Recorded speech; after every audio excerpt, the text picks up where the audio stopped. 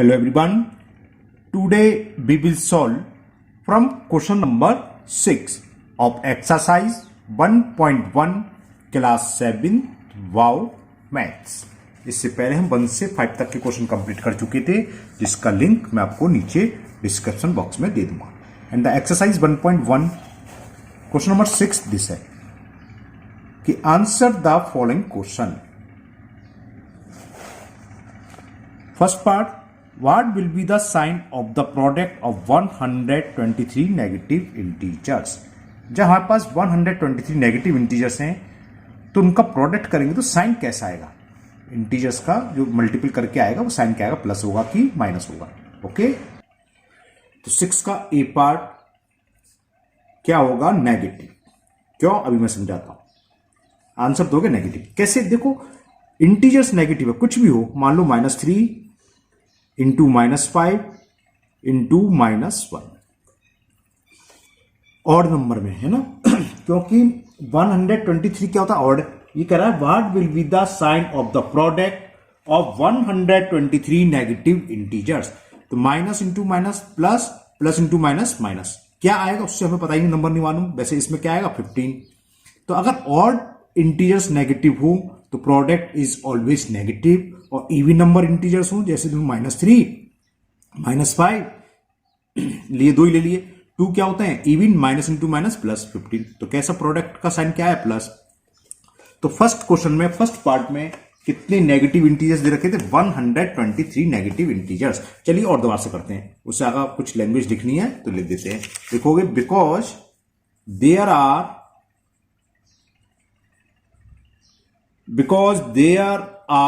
123 negative integers, bracket में लिख सकते हो विच इज ऑड, जो कि कैसे है, विच इज ऑड. और ऑड नंबर का नेगेटिव इंटीजर्स का मल्टीपल करते हैं तो प्रोडक्ट क्या आता है, हमेशा negative. So the sign of their product will be negative. The sign of their product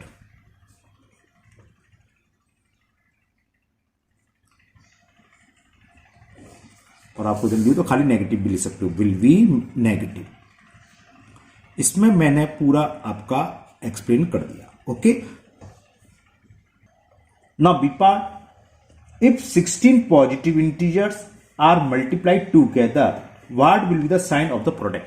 positive integers कितने ही, उससे कोई फर्क नहीं है. पॉजिटिव इंटू पॉजिटिव, पॉजिटिव होता है चाहे इवन नंबर में हो चाहे ऑड में हो, हमें केवल नेगेटिव से मतलब है. लेकिन यहां 16 पॉजिटिव इंटीजर्स रखे तो what will be the sign of the product. तो यहां तो क्योंकि ऑल आर पॉजिटिव, चलो लिख देते हैं ऑल आर पॉजिटिव इंटीजर्स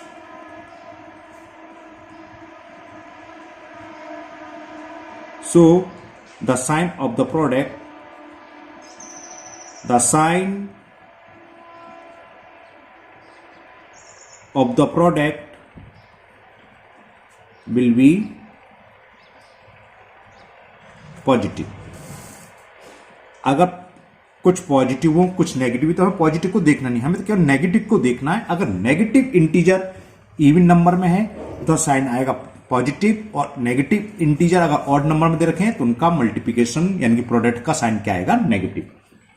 सी में what will be the sign of the product of, ये है 19 नेगेटिव इंटीजर्स एंड 15 पॉजिटिव. तो इस क्वेश्चन में 19 नेगेटिव इंटीजर्स दे रखे हैं, तो बस पॉजिटिव से मतलब नहीं, तो लिख दो देयर आर 19 नेगेटिव इंटीजर्स. तो 19 कैसा होता है, which is odd. So therefore the sign ही लिख दो, the sign of product will be negative. समझ गए ना, क्योंकि प्लस तो कितनी भी 2 3 हो 4 हो, प्लस का जब प्लस में मल्टीपल करेंगे प्लस आता है, और नेगेटिव से मतलब है नेगेटिव 19 है, और 19 टाइम्स नेगेटिव साइन का मल्टीपल करें तो आंसर आएगा नेगेटिव. तो the sign of the product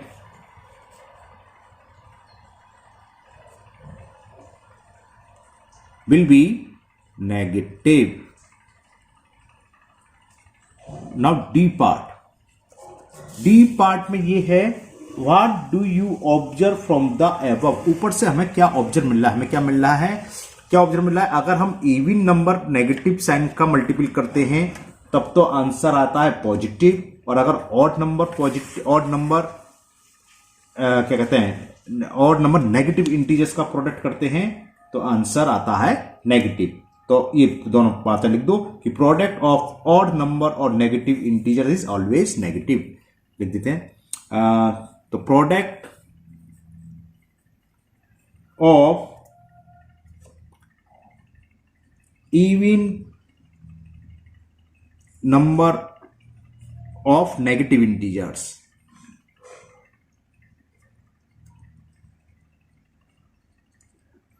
क्या होता है, ऑलवेज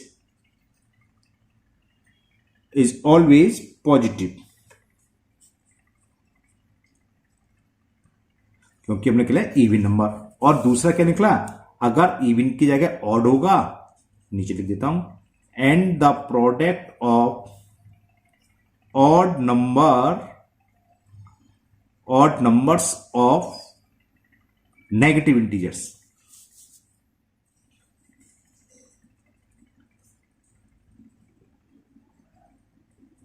is always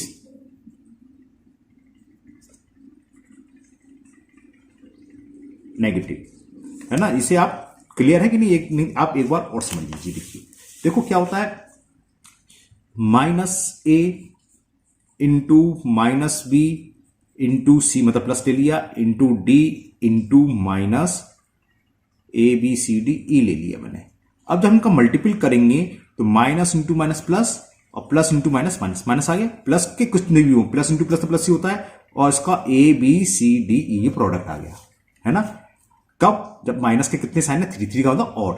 अगर नेगेटिव 2 होते और हम खाली ऑड कितने भी लेने, A into V into C, चाहे ऑड नंबर हो तब भी इसका प्रोडक्ट क्या आएगा, प्लस में आएगा, और चाहे इवन नंबर में हो तब भी प्रोडक्ट का साइन क्या होगा, पॉजिटिव होगा।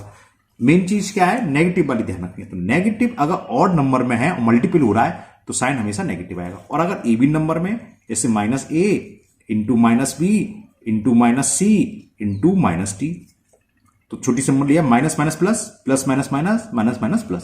तो ऐसे तो हम करेंगे 100 150, पहले क्वेश्चन में 130 नेगेटिव थे ना, तो वो लिखेंगे थोड़ी ना, हमें नंबर देखना है कितने इंटीजर्स हैं, 1 2 3 4, 4 नेगेटिव, 4 क्या है, इवन नंबर, तो इसका जब प्रोडक्ट करेंगे साइन हमेशा आएगा पॉजिटिव। और यहां कितना है, 1 2 3, 3 negative integers, 3 is the odd, तो ऑड होगा तो हमेशा नेगेटिव साइन आएगा। Now next question number 7। Question number 7 ये कह रहा है, first part, find the dividend which when divided by -25, divisor दे रखा है हमें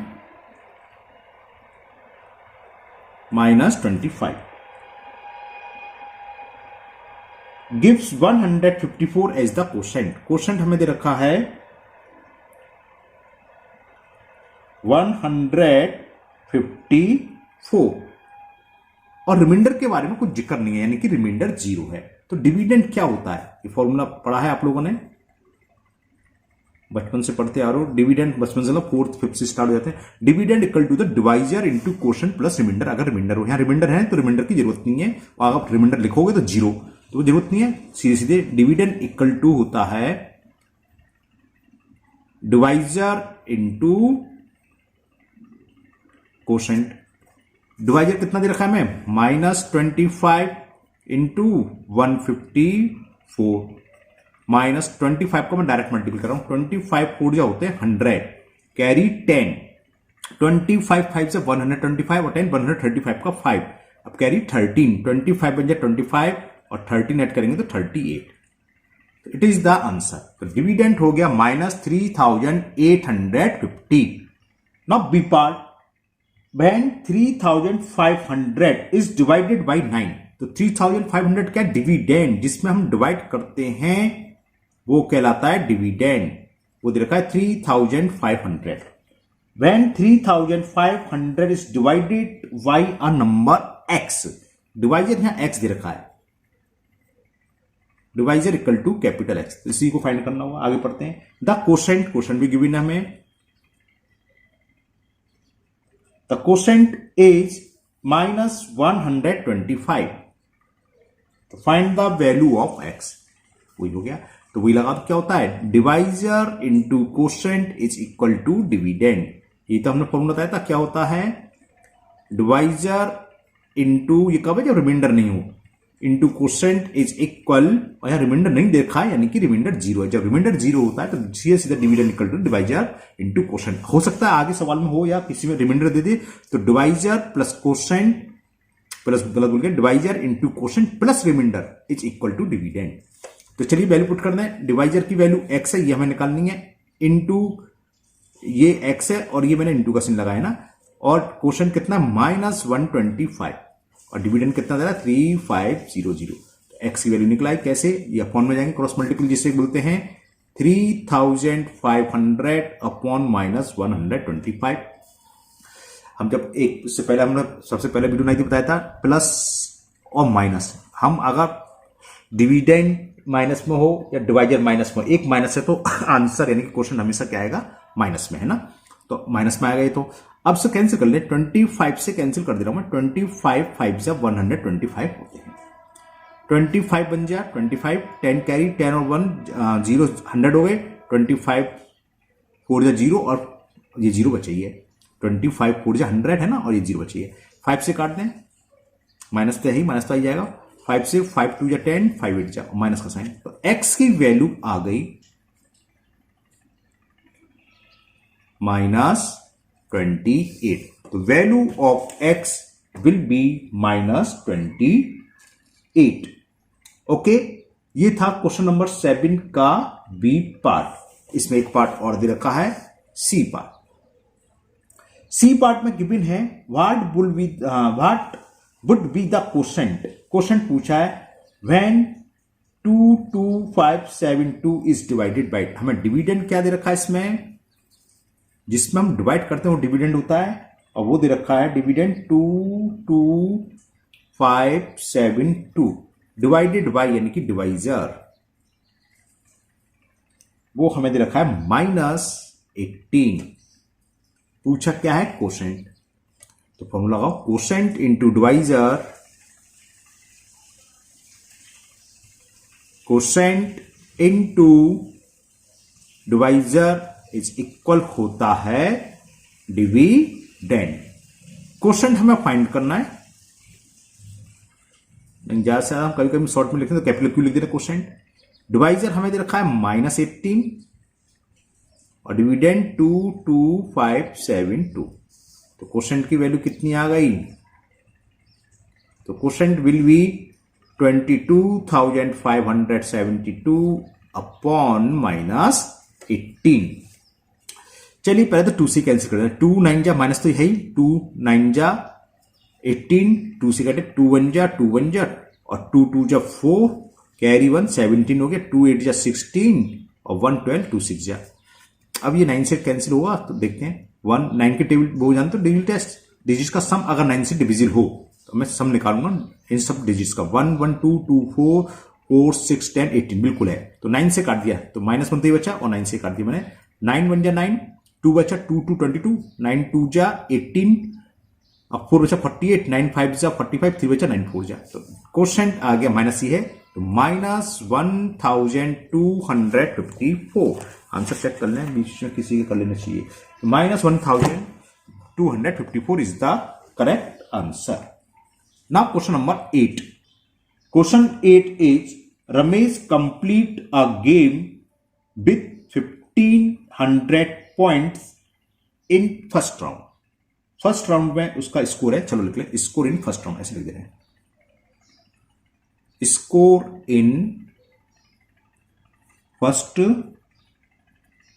राउंड, वो हमें दे रखा है 1500 पॉइंट्स। ओके, आगे, then he lose 1200 points in second round. Second round में उसने 1200 पॉइंट लूज कर दिए, खो दिए, तो कुल कितने रह जाएंगे, 1500 में से 1200 को हम सब्ट्रैक्ट कर देंगे। तो score lose in second round ऐसे लिख दे रहे हैं, स्कोर लूजेस, कितना लूज करा था, क्वेश्चन नंबर क्या 8 का चला गया भाई, 1200 okay. Score lose in second round is equal 1200 points. 1200 points मिले नहीं है, 1200 पॉइंट्स इसने खो दिए. तो 1500 अगर हमारा दो इतने गेम होता तो कुल फाइनल स्कोर क्या होता? इतने तो फर्स्ट राउंड में जीते, इतने ही लूज कर गया, तो 1500 माइनस 1200 300 हो जाता. लेकिन आगे कुछ और भी कह रहा है, पढ़ते हैं उसे. And complete the third round by scoring 200 points. तो स्कोर इन थर्ड राउंड. अब थर्ड राउंड में क्या करा उसने? स्कोर इन रह गया इसमें. इन थर्ड राउंड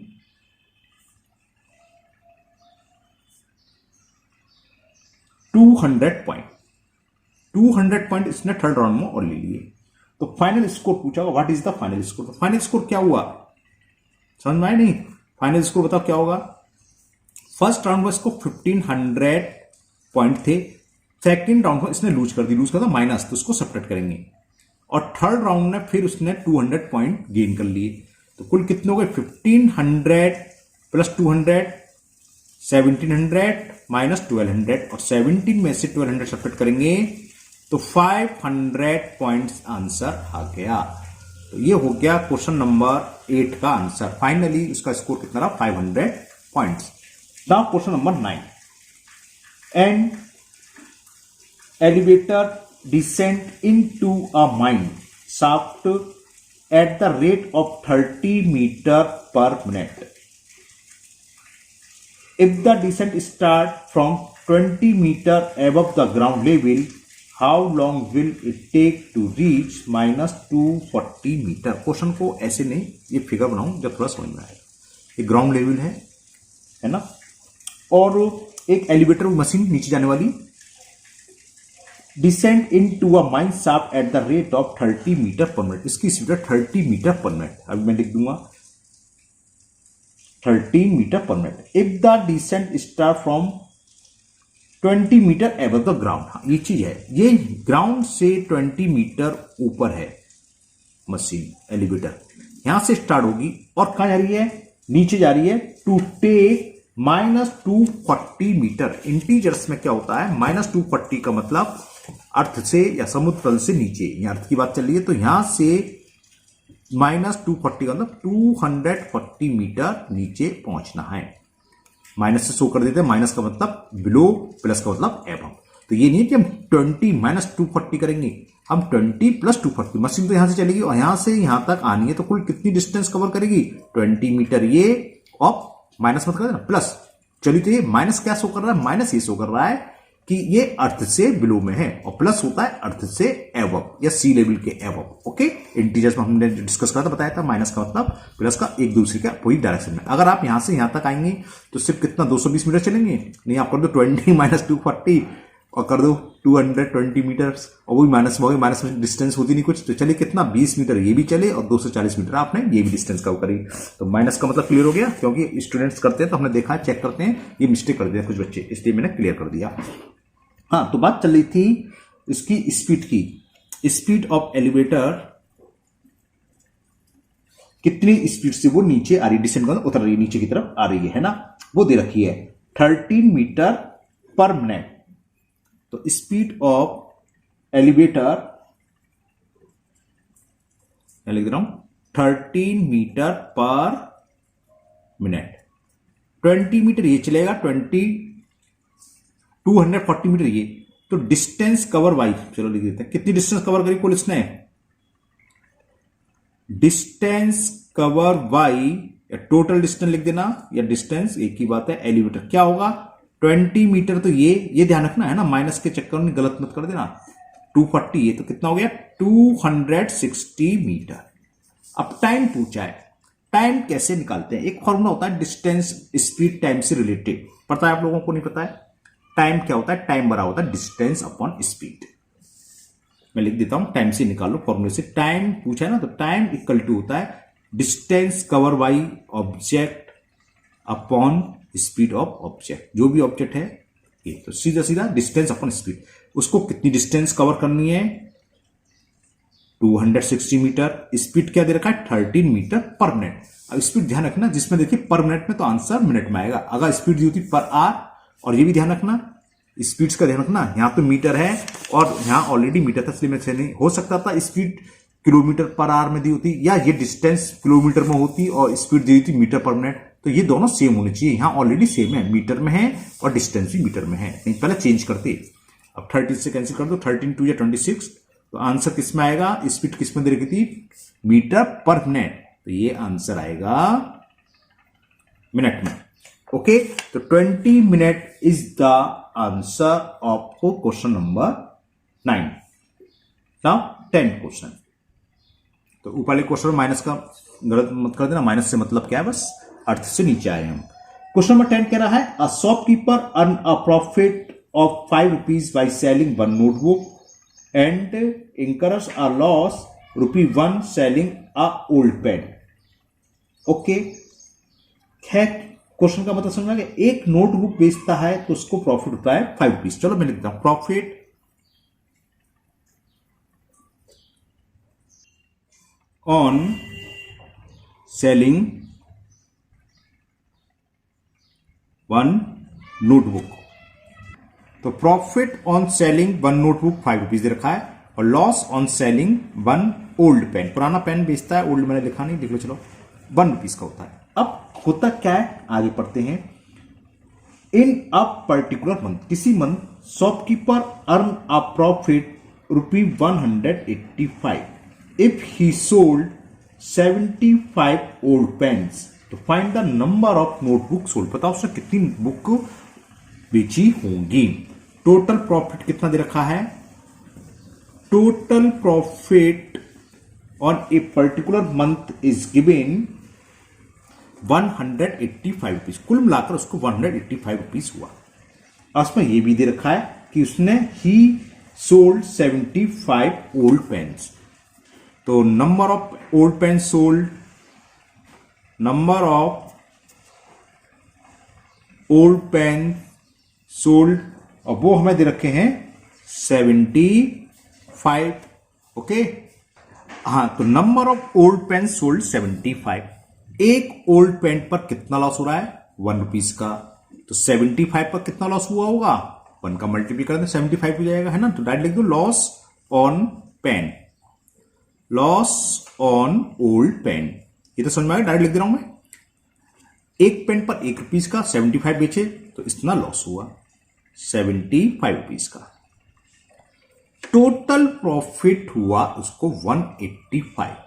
तो पूछा है, अब देखो टोटल प्रॉफिट कैसे हुआ, यानी कि उसको कुल सेल कितनी रही होगी, पेन पर तो उसको 75 रुपीज का लॉस हो रहा है ना, और 5 रुपीज एक नोटबुक बेचेगा तो उसको 5 रुपीज का प्रॉफिट होगा। कुल मिलाकर टोटल प्रॉफिट होगा 185।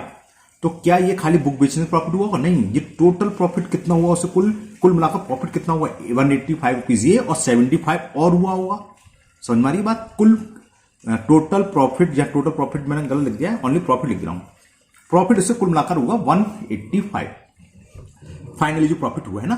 तो देखो आप, मैं देखो आपको 20 रुपए का प्रॉफिट होता है समोसे बेचने पर। एक छोटा सा एग्जांपल बता दे रहा हूं मैं आपको, है ना। आपने समोसे बेचे, 20 रुपए का प्रॉफिट हो रहा है।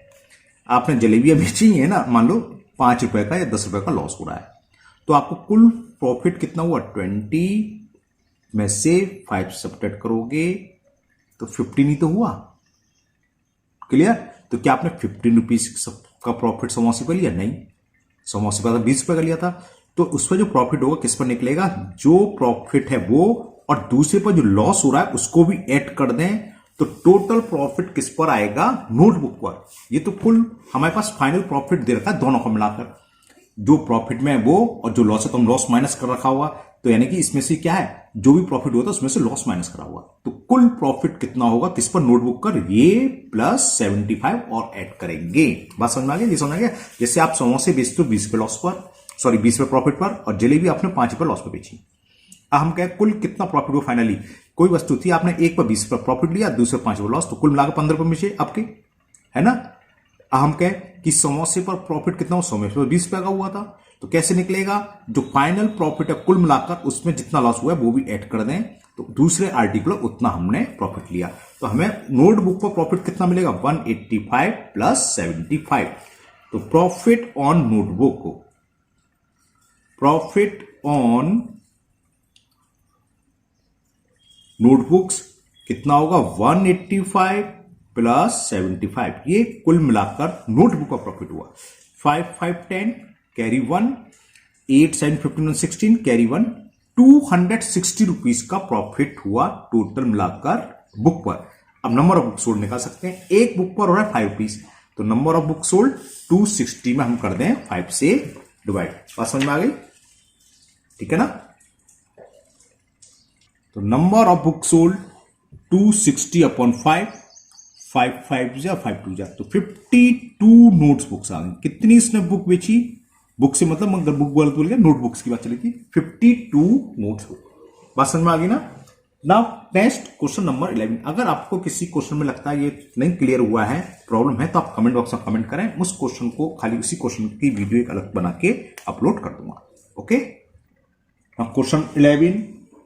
A certain freezing process required that room temperature to be lowered from 60 degree Celsius. Room का टेम्परेचर देखा है, room temperature, temperature of room या रूम टेम्परेचर लो शॉर्ट में।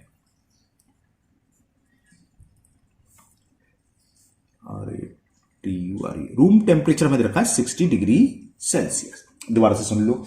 अ सर्टेन फ्रीजिंग प्रोसेस, हम एक फ्रीजिंग प्रोसेस लगाया टेम्परेचर कम करने के लिए, है ना। A certain freezing process required that room temperature to lower from 60 degree Celsius at the rate of 8 degree Celsius every hour. तो रेट ऑफ डिक्रीजिंग टेम्परेचर क्या दे रखी है बोलिए पहले। Rate of decreasing the temperature वो दे रखी है 8 डिग्री सेल्सियस पर आवर, है ना, पर आवर। 1 घंटे में 8 डिग्री सेल्सियस टेम्परेचर कम कर देगा। समझ में आ गया था क्वेश्चन? तो what will be the room temperature 8 hour after the process begin. जब हमने प्रोसेस स्टार्ट करा, जब रूम का टेम्परेचर 60 डिग्री है, हमने इसको स्टार्ट कर दिया, जो क्या कर रहा है 1 घंटे में 8 डिग्री सेल्सियस को टेम्परेचर को लेस कर रहा है। आफ्टर 8 आवर कितना टेम्परेचर होगा? तो 8 घंटे में कुल टेम्परेचर कितना डिक्रीज होगा? 8 का मल्टीपल कर दें, क्योंकि 1 आवर में 8 डिग्री सेल्सियस कर रहा है। तो डिक्रीजिंग इन टेम्परेचर, ऐसे लिखता हूं, decreasing in temperature in 8 hour क्या होगा? 8 इंटू 8, 1 आवर में 8 डिग्री सेल्सियस कर रहा है, और टोटल में कितना है इन 8 लिखना भूल गया, 8 आवर्स। तो 8 का मल्टीपल करोगे 64 डिग्री सेल्सियस। 1 आवर में 8 डिग्री कम हो रहा है, तो 8 घंटे में कितना होगा? 8 इंटू 8, 64 डिग्री टेम्परेचर हो गया। तो रूम टेम्परेचर क्या होगा ये पूछा था। After 8 hours what will be the room temperature after 8 hours. तो 60 था, 60 से 64 कम हो गया, तो 60 में 64 घटाएंगे, तो temperature, room temperature will be, आप हम लिखता हूं, चलो,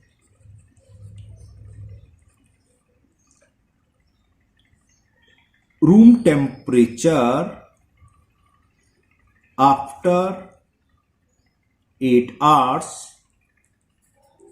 विल बी, प्रेजेंट टेम्परेचर था 60 डिग्री सेल्सियस, कम कितना हो गया?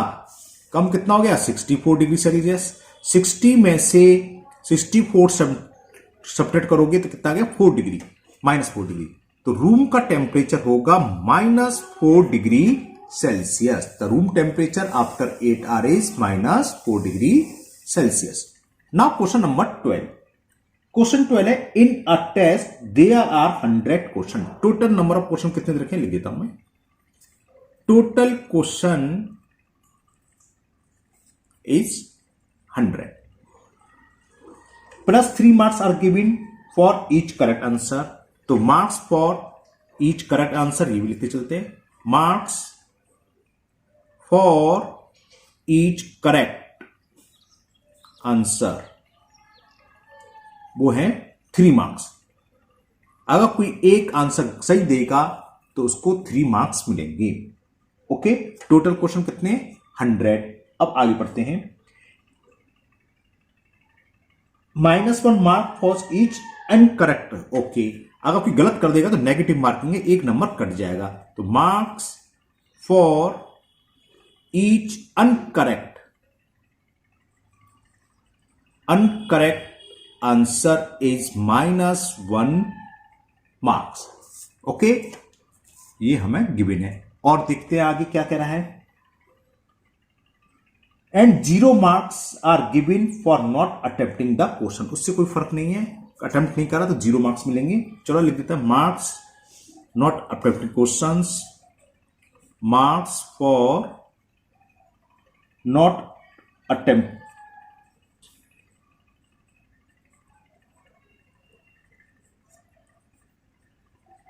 क्वेश्चन क्या है 0। अगर किसी ने कोई अटेम्प्ट ही नहीं करा तो कोई मार्क्स नहीं मिलेंगे उसे। ओके, वो तो मिलेंगे नहीं।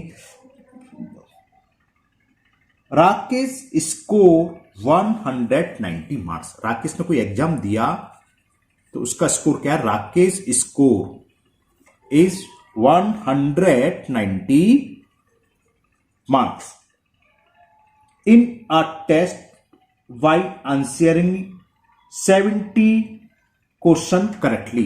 तो राकेश ने कितने क्वेश्चन करेक्ट दिए, number of correct question 70, number of correct question 70। Find the maximum mark in the test and also the find the number of incorrect answer by Rakesh. Okay, चलिए बताते हैं। तो फर्स्ट पार्ट तो बहुत इजी है, maximum marks. कुल question कितने 100, और एक क्वेश्चन के 3 मार्क्स दिया रहा है सही के 100 आगे सही करेगा तो मैक्सिमम मार्क्स कितने होंगे 100 × 3 300 हो गए है ना।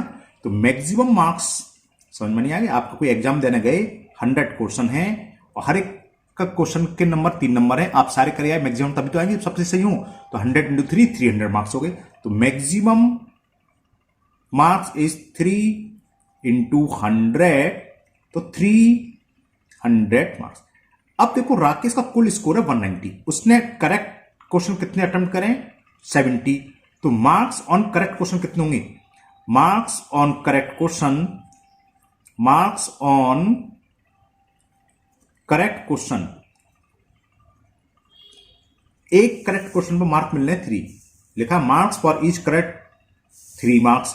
तो 3 × 70 यानी कि उसको कुल मिलाकर 210 मार्क्स मिले। लेकिन फाइनली उसके मार्क्स कितने हैं, राकेश स्कोर दे रखा है 190, सही कर क्या है 210 का, मिलने 190, यानी कि कितनी मिस्टेक हो गई, कितने मार्क्स उसके डिडक्ट हो गए, डिडक्टिव इन मार्क्स या डिडक्टिव सभी शब्द है क्या था, मिस्टेक में क्या था उसमें, इनकरेक्ट क्वेश्चन, तो मार्क्स डिडक्टिव सही है, डिडक्टेड इन मार्क्स कितने कम हो गए हैं ना, ये देख लें। कुल स्कोर उसका बैठा है 210, लेकिन आए कितने उसके दे रखा है, राकेश के स्कोर है 190, जबकि उसने 70 क्वेश्चन सही दिए थे। जब 70 क्वेश्चन सही दिए थे तो उसको मिले 210, लेकिन उसके आए 190, यानी कि कितने नंबर कम हो गए, इसको हम कितने नंबर कट गए, 210 में से 190 सब्ट्रैक्ट कर दें, 20 मार्क्स इसके कम हो गए। पूछा क्या था, एक तो मैक्सिमम मार्क्स हो गया, find the number of incorrect answer, तो 20 मार्क्स उसके कम आ गए। अब इनकरेक्ट कितने दे रहा था, marks of incorrect answer is 1 marks minus हो रहे थे, 20 मार्क्स कम हो गए। 1 मार्क्स पर एक क्वेश्चन इनकरेक्ट हो रहा है, 20 मार्क्स कम हो रहे हैं, तो समझिए नंबर ऑफ इनकरेक्ट क्वेश्चन कितने हो गए 20, लिख दूं डायरेक्ट। तो number of incorrect question is 20, क्योंकि 20 मार्क्स कम हुए और हमें एक मालूम है 1 मार्क्स पर 1 नंबर कम हो रहा है, -1 मार्क्स हो रहा है 1 क्वेश्चन पर, उसके कितने माइनस हुए 20 मार्क्स। तो कितने क्वेश्चन हो गए, incorrect number of incorrect question 20। तो ये एक्सरसाइज 1.1 आपकी कंप्लीट हो गई। मुझे उम्मीद है आप लोगों को समझ आ गई होगी। फिर भी अगर किसी क्वेश्चन में आपकी कोई प्रॉब्लम है तो आप कमेंट बॉक्स में कमेंट करें, मैं उसको सॉल्व करके अपलोड कर दूंगा। फिर मिलते हैं नेक्स्ट वीडियो में। Thank you, have a nice day.